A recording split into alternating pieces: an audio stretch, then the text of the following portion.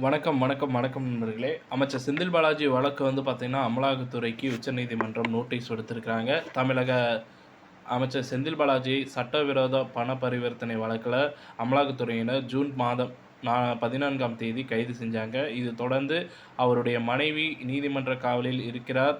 சிறையில் அடைக்க சென்னை முதன்மை அமர்வு வந்து பார்த்தீங்கன்னா உத்தரவிட்டது. அது அவருடைய மனைவி வந்து பார்த்தீங்கன்னா, ஆட்கொணர்வு மனு தொடுத்திருந்தாங்க. அதை தாண்டி நீதிமன்ற காவல் சிறையில வந்து பார்த்தீங்கன்னா, அடைக்க சென்னை முதன்மை அமர்வு நீதிபதி உத்தரவிட்டிருந்தாங்க.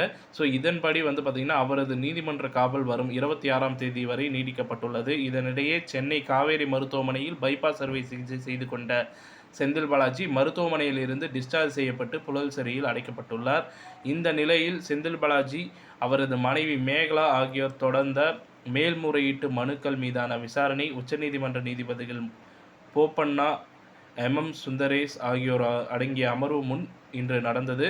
அப்போது மனுதாரர்கள் தரப்பில் வந்து பார்த்தீங்கன்னா, மூத்த வழக்கறிஞர் கபில் சிபில் ஆஜரானார். அமலாக்கத்துறை சார்பில் சொலிசிட்டர் ஜெனரல் துஷர் மேத்தா ஆஜரானார். இந்த வழக்கில் அமலாக்கத்துறை அதிகாரிகள், போலீஸ் அதிகாரிகள் கிடையாது என கபில் சிபில் வாதிட்டார். இதற்கு துஷர் மேத்தா எதிர்ப்பு தெரிவித்திருந்தார்.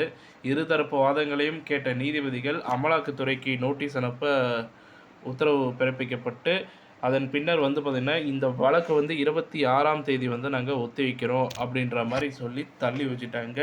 ஸோ, இதற்கிடையில் வந்து பார்த்திங்கன்னா, செந்தில் பாலாஜி அவர்கள் வந்து பார்த்திங்கன்னா, அவருடைய உடல்நலம் நன்றாக இருக்கிறது. அது மட்டும் இல்லாமல் புழல் சிறையில் அவருக்கு வசதி வாய்ப்புகள் உள்ள ஒரு சிறை ரூமை தான் வந்து பார்த்திங்கன்னா நம்ம கொடுத்துருக்குறோம். அது மட்டும் இல்லாமல் வெளி உணவகங்கள் வந்து பார்த்திங்கன்னா, அது வெளி உணவு வந்து பார்த்திங்கன்னா அனுமதிக்கப்படாது. உள்ளே இருக்கிற உணவுகளில் வந்து பார்த்திங்கன்னா, இவர் வந்து கேன்டீனில் பணம் கொடுத்து வாங்கி சாப்பிட்ற மாதிரி வந்து பார்த்திங்கன்னா அரேஞ்ச்மெண்ட் பண்ணியிருக்கிறதா ஒரு தகவல் வந்திருக்கு. ஸோ, இப்பொழுது ஆரோக்கியமாக இருக்கிற செந்தில் பாலாஜி அவர்கள் பொறுத்திருந்து பார்ப்போம்.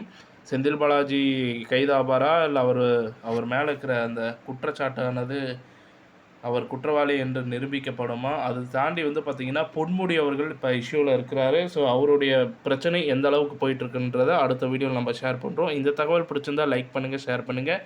மறக்காமல் நம்ம சேனலை சப்ஸ்கிரைப் பண்ணி பெல் ஐக்கானை கிளிக் பண்ணி வச்சுக்கோங்க. நன்றி, வணக்கம்.